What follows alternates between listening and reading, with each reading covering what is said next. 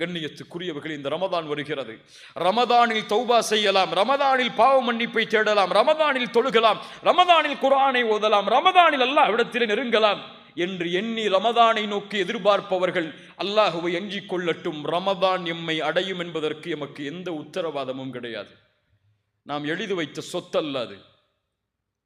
அல்லாஹ் நாடினால் ரமதான், அல்லாஹ் நாடவில்லை என்றால் சென்ற வருடம் இருந்து இந்த வருடம் ரமதானில் இல்லாதவர்களை போன்றுதான் நம் நிலைமையும்.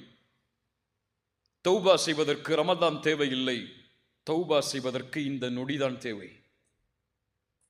இந்த நொடியில் திரும்பினால் அல்லாஹ் எம்மை முன்னேற்றுவான். வணக்க வழிபாடுகளில் அல்லாஹ் முன்னேற்றுவான். இந்த உலக வாழ்வில் கண்ணியத்தை அல்லாஹ் தருவான், வெற்றியை அல்லாஹ் தருவான்.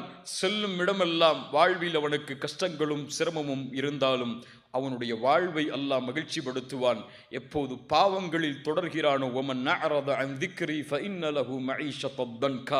அவனுக்கு நெருக்கடியான வாழ்க்கை தான் இந்த உலகம் முழுவதும்.